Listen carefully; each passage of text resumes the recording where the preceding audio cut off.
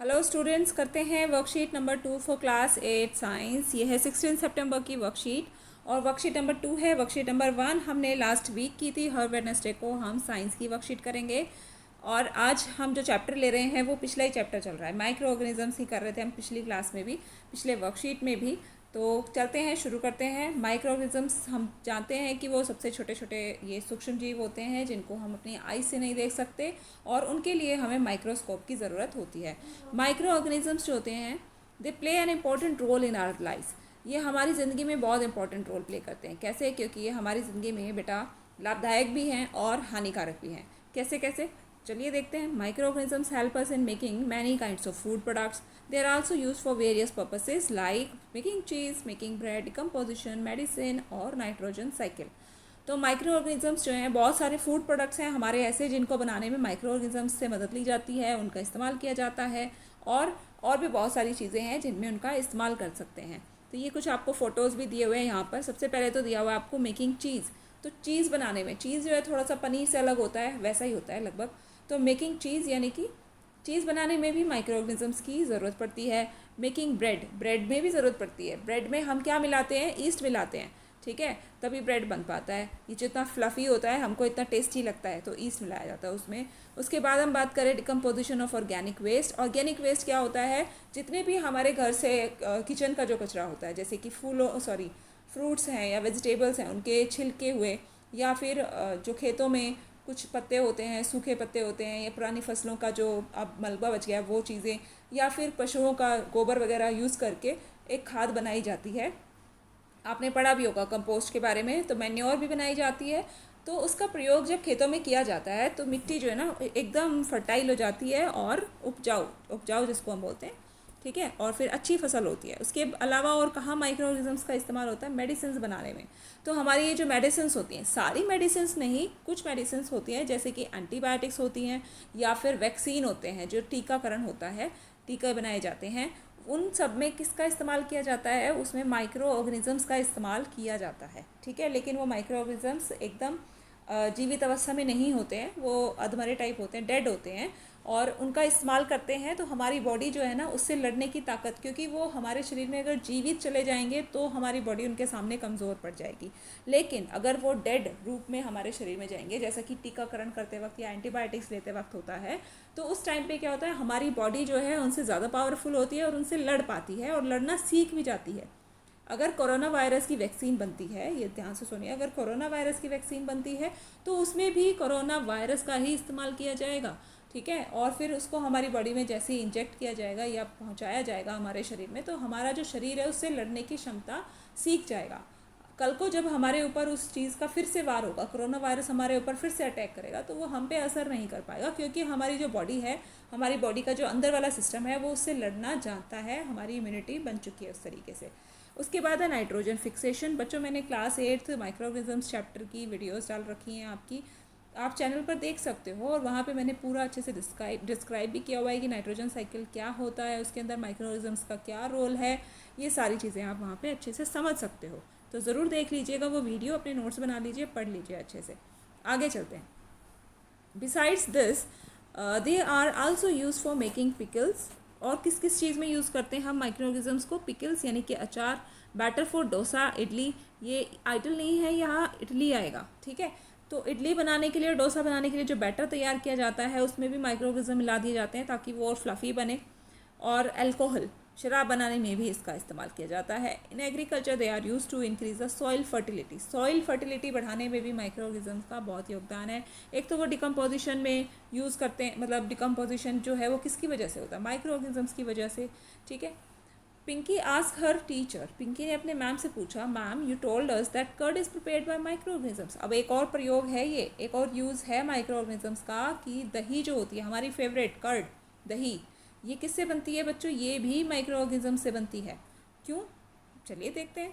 But my mom just added little bit of curd to warm milk at night and the same milk turned into the curd in the morning. How is it possible? तो पिंकी ने कहा कि आपने तो बताया था कि micro organism से बनती है दही, लेकिन मेरी मम्मा ने तो क्या किया था कि रात को हल्के गर्म दूध में थोड़ा सा दही मिला दिया था, और फिर पूरा दही सुबह तक, सारा जो पूरा दूध जो था वो सुबह तक क्या हो गया था? दही बन गया था। तो ये कैसे हुआ? कैसे काम किया माइक्रो ऑर्गेनिज्म, यहाँ माइक्रो ऑर्गेनिजम्स कहाँ हैं? तो टीचर ने बताया Pinky a bacteria named lactobacillus is present in the curd. तो पिंकी एक लैक्टोबैसिलस नाम का ये नाम है, इसको अच्छे से याद कर लो, हमेशा याद रखना है आपको कि लैक्टोबैसिलस होता है दही के अंदर। ये जो लैक्टोबैसिलस बैक्टीरिया है यही दही जमाता है, ठीक है। तो करते क्या है हम दही जमाने के लिए, your mother added little bit of this curd to the warm milk. आपकी मम्मा क्या करती हैं कि थोड़ी सी दही ले लेती हैं और हल्के गुनगुने दूध में उसको मिला देती हैं। फिर वहाँ पर क्या होता है, रात भर वो बैक्टीरिया रिप्रोड्यूस करता है, जनन करता है अपने। एक बैक्टीरिया डाला हमने, ठीक है, सपोज करो हमने इस पतीले में दूध डाल दिया है और यहाँ पे हमने थोड़ी सी क्या कर दी, 1 चम्मच हमने दही डाल दी, इसमें दूध भरा हुआ था, 1 चम्मच हमने दही डाली। अब इस दही के अंदर जो लैक्टोबैसिलस के बैक्टीरिया हैं, ठीक है, अब ये लैक्टोबैसिलस नाम का बैक्टीरिया, देखो मैंने नाम भी बता दिया आपको इस बैक्टीरिया का, ये इसको याद रख लीजिएगा।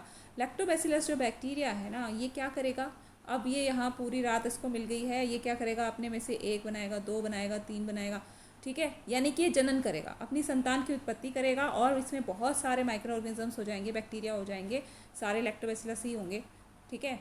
और फिर उसके बाद क्या होगा कि सुबह तक जो है ना हमारा जो पूरा दूध था वो क्या हो गया, वो अब दही बन गया है और ये इसको पौष्टिक बहुत माना जाता है तो ये माइक्रो ऑर्गेनिजम्स, लेकिन ये हमारे लिए लाभदायक होते हैं, हानिकारक नहीं होते। बच्चों आगे चलें। हाँ, एक और बात रह गई, but remember one thing that the milk use for making curd should neither too hot not too cold but it should be little warm only. तो एक बात का हमें ये ध्यान रखना है कि जो दूध है, दही के लिए जो भी दूध इस्तेमाल किया जाएगा वो ना तो ज़्यादा ठंडा होना चाहिए ना गर्म होना चाहिए, वो हल्का गुनगुना होना चाहिए, ठीक है। अब हम अपने जो है ना क्वेश्चन आंसर करते हैं। How curd is prepared from milk and what are the 2 things required to make the curd. तो कर्ड कैसे बनती है इसको आप वर्कशीट से ही लिख सकते हो, ठीक है। A bacteria named lactobacillus is present in the curd and add little bit we should add little bit of this curd to the warm milk and the bacteria reproduce and multiplies in the milk at suitable temperature and converts into curd। okay, so आगे जो question में आपको दिया गया है कि what are the 2 things, तो 2 चीज़ें जो हमें ध्यान रखनी है वो कौन कौन सी है। Number 1 we should use milk, ये जो it लिखा है यहाँ पर आप लिखेंगे milk should be little warm only, ये हल्का गर्म होना चाहिए, ठीक है। सेकेंड क्या चाहिए हमको, हमें चाहिए a little bit of curd, यहाँ से आप लिखोगे a little bit of curd, ठीक है। पहले आप ये यहाँ से लेकर यहाँ तक लिखेंगे बच्चों, उसके बाद आपको लिखना है उसके पॉइंट्स लिखने की कौन कौन सी 2 चीज़ें इंपॉर्टेंट हैं। तो आप लिखेंगे फर्स्ट पॉइंट तो ये रहा हमारा, इट शुड बी, या मिल्क यहाँ लिखेंगे milk should be little warm only, और सेकेंड पॉइंट लिखेंगे लिटिल बिट ऑफ कर्ड हमें चाहिए। समझ आया होगा आपको।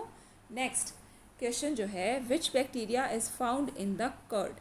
तो कौन सा बैक्टीरिया होता है, अभी तक आपको याद हो गया होगा कर्ड में, जी हाँ वो लैक्टोबैसिलस बैक्टीरिया होता है। Lactobacillus bacteria is found in the curd. Right any 4 uses of micro organisms. Micro organisms के आपको 4 यूजेस लिखने हैं, तो आप कोई से भी लिख सकते हो। The 4 uses of micro organisms are making cheese, making bread, decomposition of organic waste, medicine preparation, और 5वां भी लिख लीजिए नाइट्रोजन फिक्सेशन, ठीक है। नेक्स्ट क्वेश्चन जो है हमारा, which milk product makes you happy when you eat them. तो कौन सा ऐसा मिल्क प्रोडक्ट है जिसको आप खाते हो तो बहुत खुश हो जाते हो। तो मिल्क से जो भी चीज़ें बनती हैं आप उनमें से देखिए आपको कौन सी पसंद है। तो आप लिख सकते हो कि आई लाइक खीर, और कर्ड बहुत बच्चों को पसंद होती है। इसके अलावा पनीर बहुत बच्चों को पसंद होता है, या शेक्स हम यूज़ कर सकते हैं, बनाना शेक्स, या हम कोई भी शेक बनाते हैं तो उसमें भी मिल्क का इस्तेमाल होता है। तो ये सारी चीज़ें आप इसके अंदर लिख सकते हो। तो ये आंसर नोट डाउन कर लीजिए, जल्दी से वर्कशीट को कंप्लीट करिए, समझ लीजिए, अच्छे से नहीं समझ आया तो वापस से वीडियो को देख सकते हो और अपने टीचर को सबमिट करिए टाइमली। Thank you.